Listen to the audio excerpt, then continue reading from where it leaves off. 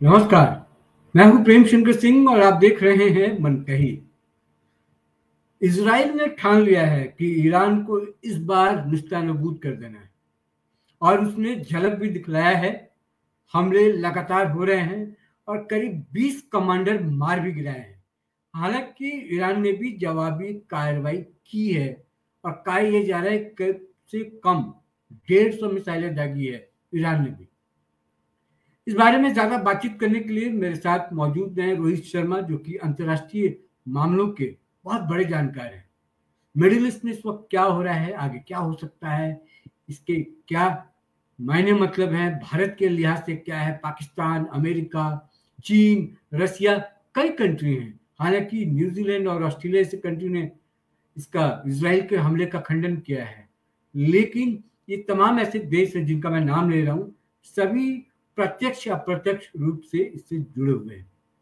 रोहित जी, सबसे पहले ये बताइए कि क्या इसराइल इस बार ईरान में जो कार्रवाई कर रहा है उसको आप किस तरीके से देखते हैं, और जो ये परमाणु जो प्रोग्राम है इनका, एटॉमिक प्रोग्राम जो है ईरान का, वो एक बड़ा रीजन है जिसकी वजह से ये चीजें शुरू हुई हैं। देखिए, मेरे को सोशल मीडिया पे लोग जायलिस्ट बोलते हैं, तो मैं ये आरोप अपने सिर पे लेने के लिए तैयार हूँ कि मैं जायलिस्ट हूँ। मान लेते हैं, अगर लोग बोल रहे हैं तो मान लेते हैं। द फैक्ट रिमेन्स कि इजराइल पे एक लंबे अरसे से हमले हो रहे हैं और वो हमलों के पीछे ईरान भी था। ईरान अकेला नहीं था, ईरान भी था। तो अगर इजराइल लितानी रिवर तक पहुंचा है लेबनान में और उस लितानी रिवर तक का एरिया उसने कैप्चर किया है, तो कहीं ना कहीं पीछे लोग थे। और नेतन्याहू ने जो फंड्स दिए थे गाजा को, उनसे वाटर पाइप खरीदी गई, टनल्स बनाई गई और वाटर पाइप के मिसाइल्स बनाए गए। गाजा अब लगभग खत्म हो चुका। इजिप्ट और इसराइल का एक अच्छा दोस्त है, और इसराइल को उसने पहले वार्न कर दिया था कि इस तरीके का अटैक होने वाला है। लेकिन चाहे वो यमन या वो ईरान हो, इनका हाथ रहा इसराइल पे हमला करने के लिए और इसराइल इनको निपटा रहा है। गलती किसकी है? गलती उन लोगों की है जिन लोगों ने इसमें पूरा पूरा साथ दिया, आतंकवादियों को। या आतंकवादी बोले जा रहे हैं, फिलिस्तीनी हमास जो है फिलिस्तीनी आतंकवादियों का काम कर रहा था, और इसराइल का सपोर्ट था और ईरान का सपोर्ट था और यमन का सपोर्ट था, इसलिए हुआ ये। इस समय ये सिचुएशन है कि तकरीबन एक हफ्ते से अमेरिकन इंटेलिजेंस बार बार बोल रही थी कि इसराइल एक हफ्ते 72 घंटे में, 7 घंटे में, 10 घंटे में हमला कर सकता है, और हमला हुआ तो ऐसा हुआ कि इसराइल की ईरान की आर्मी की, एयरफोर्स की, नेवी की टॉप एलीट वाइप आउट कर दी, खत्म कर दी। सिनेरियो से पहले लाइट एलीट लाइव, अब उन पर भी हमला हो रहा है, उनको भी मारा जा रहा है, न्यूक्लियर साइंटिस्ट मारे जा रहे हैं। खबर यह आ रही है कि इसराइल न्यूक्लियर टेस्ट करने वाला है, उसे आग भी कर दे, कर दे। लेकिन अभी थोड़ी देर पहले इसराइल पर हमला किया, टेल अवीव में बॉम्ब गिरे, टेल अवीव में गिरे, साथ में जेरूसलम में गिरे, और इसराइल अब वापस अटैक की तैयारी में है। इसराइल कहा यह जा रहा है कि सारे एक इसराइल की पायलट जो है वो ईरान ने पकड़ ली है, लेडी पायलट है, ऐसा बोला जा रहा है। लेकिन इसराइल ने एक प्रेस रिलीज निकाली है जिसमें बोला है, स्टेटमेंट दिया, उसमें बोला है कि सारे प्लेन हमारे वापस आ गए। अगर सारे प्लेन वापस आ गए तो पहले प्रेस ये बात नहीं समझ में आई, तो कुछ गड़बड़ है। लेकिन हाँ, एक चीज़ हमारे निगाहों में जो है वो ये है कि ईरान की ज़्यादातर एरियाज को तबाह कर दिया गया है, बाकी जो बचे हैं अभी हो जाएंगे। ईरान, पूरी सिचुएशन ईरान की खराब हो चुकी है। ईरान में अब वापस रिटेलिएट करने की ताकत बची तो है, लेकिन कितनी है कोई नहीं बता सकता। कितने मिसाइल बचे हैं? एयरफोर्स के जितने भी स्टेशन थे ईरान के, ज्यादातर उनको उड़ा दिया गया। रनवे तोड़ दिए गए हैं, रनवे के साथ साथ हैंगर्स तोड़ दिए गए हैं, अंदर एयरफोर्स के प्लेन खत्म। कितना स्ट्राइक बैक कैपेसिटी है ईरान के हाथ में, we have no idea, because तकरीबन 15 साल से वो हथियार इकट्ठे कर रहा था इसी लड़ाई के लिए। तो इनको यूज जरूर करेगा। ईरान के पास सपोर्ट है इसराइल का, ईरान के पास सपोर्ट है चाइना का और रशिया का। तो चाइना रशिया के सपोर्ट से कितने दिन लड़ पाएगा नहीं पता। हो सकता है ये वॉर 5 साल खिंच जाए, हो सकता है ये वॉर 10 दिन में खत्म हो जाए। बेंजामिन नेतन्याहू जो कि इजराइल के प्राइम मिनिस्टर हैं, एक हीरो है इजराइल के लिए। इनके भाई योनाथन नेतन्याहू नाम, वो ऑपरेशन एंटेब, जो युगांडा में एंटेब एक शहर है जहाँ पर इजराइल का एक प्लेन हाईजैक करके ले गए थे और वहाँ सारे के सारे लोगों को रख लिया गया था बंधक बना के। उसमें इजरायली एयरफोर्स ने एक मिशन अंडरटेक किया था, उस एयरपोर्ट पे लैंडिंग की थी, सारे बंधक छुड़वा के लाए। उसमें सिर्फ एक ही आदमी मारा गया था, एक आदमी मतलब एक एयरफोर्स का एक आर्मी का ऑफिसर मारा गया, इजरायली आर्मी का ऑफिसर जिसका नाम था योनी नेतन्याहू। ये बेंजामिन नेतन्याहू योनी नेतन्याहू के बड़े, वो नेशनल हीरो है, योनाथन नेतन्याहू नेशनल हीरो है, ये उसके बड़े भाई हैं और इनको भी बहुत बड़ा हीरो माना जाता है। नेतन्याहू जो है वो अपने कंट्री को सेफगार्ड करने में कहीं नहीं छोड़ेंगे। इन्होंने पहले भी रिजीम चेंज हम करके छोड़ेंगे। जहां तक बात कि अमेरिका का क्या हिस्सा, अमेरिका का क्या है, इस समय जो खबरें आ रही हैं बहुत ही डेंजरस खबरें हैं कि हमला इजराइल के अंदर तक हुआ है। वी हैव सीन, हम लोगों ने देखा है कि यूएसएस कार्ल विंसन तकरीबन एक हफ्ते पहले अभी सोमालिया के पास खड़ा था, एक हफ्ते में वो ईरान के आसपास पहुंच चुका होगा। और ईरान के आसपास पहुंचने का मतलब ये है कि ये पूरा एरिया आइसोलेट हो चुका है। ये पूरा एरिया का से मेरा मतलब क्या है कि यूएई, यूएसएस कार्ल विंसन जो कि गल्फ के एकदम मुहाने पे खड़ा है, यूएई, कतर, सऊदी अरेबिया और इजराइल ईरान को इस साइड से घेरा जा चुका है। दूसरी साइड पाकिस्तान की है, तो पाकिस्तान के आर्मी चीफ इस समय अमेरिका की ओर जा रहे हैं या लैंड कर चुके हैं वहाँ पे बातचीत कर रहे हैं। ईरान के एक साइड अफगानिस्तान पड़ता है जहाँ पे तालिबान है, तालिबान की बनती नहीं है ईरान से। अमेरिका की प्रेजेंस अच्छी है, तालिबान से बहुत अच्छे रिश्ते हैं उसके। एक साइड उसके जो पड़ रहा है इजराइल, और ये पूरा मतलब चारों ओर से ईरान को घेर के मारा जाता है। ये दिख रहा है ईरान के जो हमले हैं बहुत डेंजरस है, प्रिसाइज अटैक है। ऐसा अटैक है दीवार में एक छोटा सा छेद और पूरी बिल्डिंग जली हुई, ऐसा अटैक है। मिसाइल जो है बिल्कुल टारगेट प्रिसिजन से मार रहे हैं।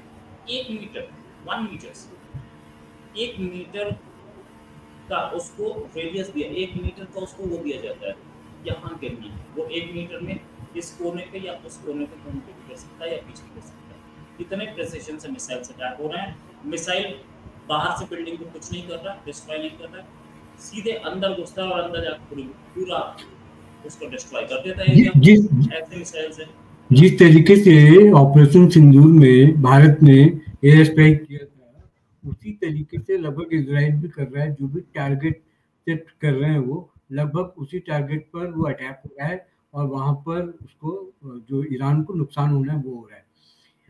अभी तक जो दर्शक हैं जो नहीं समझ रहे हैं उनको ये समझाना जरूरी है कि एक तो इजराइल ने हमला किया है, अभी युद्ध इसको हम नहीं कहेंगे लेकिन ये युद्ध की तरह ही है। अभी इजराइल ने ईरान पर हमला किया, एक्शन क्यों लिया, ये हमला क्यों किया इजराइल, ये भी दर्शकों ने समझा। क्योंकि ईरान पर एक्शन इसलिए भी जरूरी था क्योंकि ये फंडिंग भी जो हमास है या वहाँ पर कुछ वहाँ पे कंट्रीज हैं उसको ये फंडिंग करने का भी काम करता है, या कुछ ग्रुप्स हैं उनको भी ये फंड करता है ईरान। तो ईरान पर ये एक्शन इजराइल ने जो किया इसको थोड़ा समझाइए कि ये इजराइल के लिहाज से या अभी के हिसाब से ये एक्शन इजराइल ने क्यों किया, संक्षेप में बताइए। ईरान अब क्या कर सकता है या करेगा 2 लाइन में उसको भी बताइए। और अमेरिका, क्योंकि जैसे ही इज़राइल ने अटैक किया, तो अमेरिका का सबसे पहला जो बयान आया था, वो यही बयान आया था कि हमारा इससे कोई लेना-देना नहीं है। तो अमेरिका ने ऐसा क्यों कहा, हमारा इससे कोई लेना-देना नहीं है?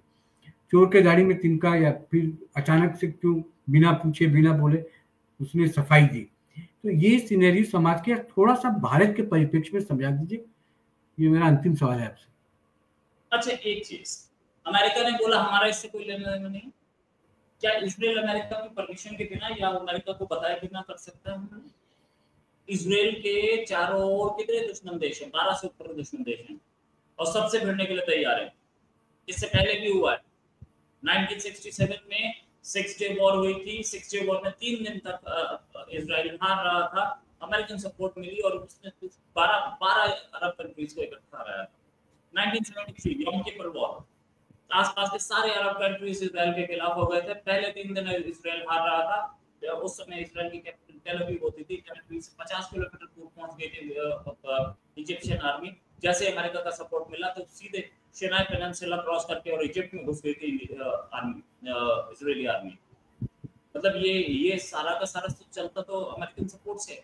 अमेरिका का F-35 वहाँ क्या कर रहे हैं? आज तक अमेरिका का F-35 इंडिया में नहीं मिला। इंडिया इतना बड़ा पार्टनर है, क्वाड में भी है, ITU में भी है, अमेरिका के साथ हर जगह बैठा है। आज तक इंडिया को नहीं मिला है। इजराइल कितने साल से ऑपरेट कर रहे हो F-35? F-16 कब से ऑपरेट कर रहे हैं? American missile, American technology, American engine technology, American पराग मिसाइल्स, अमेरिकन टेक्नोलॉजी जो मिल रही हैं सारी की सारी, अमेरिकन रडार्स मिल रहे हैं, अमेरिका की परमिशन नहीं। यही जो इंडिया को जो एक एमपीपीएस व्हीकल दिया गया था, एमपीपीएस व्हीकल नहीं, एमपीपीएस शिप दिया गया था, जो कि लैंड और जमीन दोनों के आसपास का, मतलब शिप में हमारी ट्रूप्स जा सकती हैं, हमारे टैंक्स जा सकते हैं। वो शिप जाकर के कहीं पे लैंड करता है और उसके बाद निकल जाती है ट्रूप्स। और एमपीपीएस शिप हमने खरीदा था, INS जल अश्व। उसके ऊपर राइडर लगा था कि ये पाकिस्तान के खिलाफ यूज नहीं हो सकता। अब भी हमारी आर्मी में, हमारी नेवी में है वो। ये ईरान के खिलाफ यूज नहीं होंगे या किसके खिलाफ यूज नहीं होंगे। ये राइडर इजराइल के लिए क्यों नहीं लगता है? इजराइल को क्यों दिया जा रहा है इस समय? अमेरिका हैज फेल्ड मिजरेबली, या ट्रंप हैज फेल्ड मिजरेबली। बोल रहे थे कि मैं इस वॉर को 1 हफ्ते में खत्म कर दूंगा, यूक्रेन वॉर को। खत्म हो गई, 6 महीने हो चुके ट्रंप को आए हुए। यूक्रेन वॉर तो नहीं पता खत्म होती दिखी। नेटो के सामने घुटने टेक दिए हैं ट्रंप ने, और उसके बाद एक वॉर में और घुस गए हैं। अच्छा, इजराइल, क्या इजराइल कर सकता है? इजराइल के आसपास देखिए आप, सिर्फ एक नजर हमारी, आपका यूएसएस कार्लविन वहां खड़ा, आपके सबमरीन्स वहां खड़ी है, आपकी पूरी F-35 की और F-16 की, F-35 की फ्लीट, माफी चाहूंगा, F-35 की फ्लीट कतर में खड़ी है। कतर में आपका वेयर हाउस बना हुआ है, वहां से सामान निकाल रहे हैं। जिस दिन हमला हुआ है उससे 3 दिन पहले से आपने गल्फ की सारी एम्बेसीज खाली करनी शुरू कर दी थी। क्यों कर दी थी? बगदाद की एम्बेसी खाली करके आपके सारा स्टाफ चला गया था। क्यों चला गया था? आपको पता नहीं था हमला होने वाला, अच्छी तरह से पता था, तभी आपने एम्बेसी खाली की थी। आपको पता था इजराइल मारेगा, उसके बाद तो ईरान मारेगा। तो इजराइल मारेगा, आपको नहीं पाया, आपको पता था इजराइल को। आपको जो हो रहा है, जितना कुछ हो रहा है, सारा सीधे अमेरिका की मर्जी से हो रहा है, अमेरिका की परमिशन से हो रहा है। और इजराइल क्या, मार्को रूबियो ने जितनी ट्रिप अपने भाई के नहीं मारी, अपने घर नहीं मारी, अपने लोग से ट्रिप को इजराइल के मार चुके हैं। कितनी ट्रिप मारे? और इससे पिछले वाले पे मार रहे थे, तो सारे मार रहे हैं ट्रिप्स। और कभी डिफेंस सेक्टर मार रहे हैं, कभी फॉरेन सेक्टर मार रहे हैं, और ट्रिप्स इजराइल पे, Israel life sector service, Israel के प्राइम मिनिस्टर मार रहे बैठे। अमेरिका इस बात क्या कर रहे थे? इंडिया में जेडी वैंस आए थे, क्या बात कर रहे थे? मैंने उसी समय बोला था ये ईरान पर बात करने आए। डोनाल्ड ट्रंप ने अभी 1 महीने पहले ट्रिप लगाया, वो लगाया था सिर्फ ईरान पर बात हो रही थी। ये सब अमेरिका खुद कोऑर्डिनेट कर रहा है इस वॉर को। यूएसएस कार्लविन क्यों खड़ा है यहाँ पे? यूएसएस कार्लविन 1.5 महीने से ऊपर हो गए, 1.5 महीना भी, शायद 4-5 महीने हो गए। ये तब से खड़ा है यहाँ पे, जो खड़ा है यहाँ पे यूएसएस लिंकन एक खड़ा है, यूएसएस लिंकन खड़ा है शायद, यूएसएस लिंकन खड़ा है।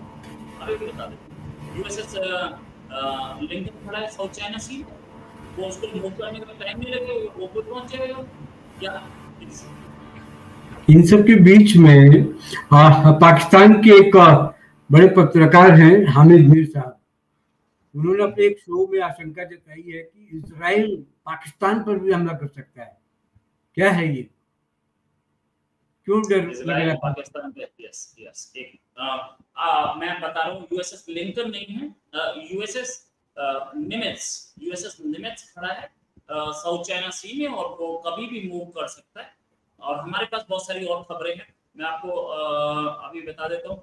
एक और यूएसएस जॉर्ज वॉशिंगटन जापान के पास है, और यूएसएस जॉर्ज डब्ल्यू बुश जो कि इस समय अमेरिका के न्यूयॉर्क के पास है, तो वो तो नहीं आ सकता। लेकिन हाँ, यूएसएस निमित्ज जरूर आ सकता है कुछ ही दिनों की वार्निंग पे। अब आपने बोला कि पाकिस्तान पे हमला हो सकता है, ऐसा बोला हामिद मीर ने। हामिद मीर जो है उनको दिन में सपने ज्यादा आते हैं, और वो ये वही हामिद मीर हैं जिनकी गाड़ी में से बॉम्ब निकला था। इन्होंने बोला मुझे मारने की कोशिश हुई है, तो पाकिस्तानी जर्नलिस्ट बोल रहे थे कि यार खुद ही रख के भूल गए होगे कि इसको कौन सा बॉम्ब तुम्हारा, तो कौन रख जाएगा तुम्हारी गाड़ी में बॉम्ब। तो वो होता है कि यार, लेकिन हाँ पाकिस्तान को डीन्यूक्लियराइज करने का ठेका है अमेरिका के पास, और अमेरिका बहुत दिल से सोच रहा है, बहुत दिल से कोशिश है कि पाकिस्तान को डीन्यूक्लियराइज किया जाए, ताकि पाकिस्तान को जो न्यूक्लियर थ्रेट बार बार देता है वो खत्म हो जाए। और ये काम पहले ईरान से निपटा जाएगा, उसके बाद पाकिस्तान पे फोकस जाएगा उसमें, इसमें कोई शक नहीं है। हो सकता है 10 साल लगे, हो सकता है 5 लगे, हो सकता है 15 लगे, लेकिन होगा। चलिए, इसका मतलब है कि अभी तो ईरान की तरफ से भी जवाबी कार्रवाई हो रही है, और जिस तरीके से हमले हुए हैं और जिस तरीके से तस्वीरें आ रही हैं, उससे तो यही लगता है कि ईरान आने वाले कुछ समय में ही वहाँ पर बहुत स्थिति खराब होने वाली है, और संभाल पाना उसके लिए बहुत मुश्किल होने वाला है। देखना होगा कि ये जो परिस्थितियां बन रही हैं वो किस तरफ जाती हैं। फिलहाल रोहित जी, आपका बहुत बहुत शुक्रिया, आपने बताया, इसका मायने मतलब समझाया। आगे भी आपसे जुड़ते रहेंगे। दर्शकों, आपसे भी इजाजत चाहते हैं। नमस्कार।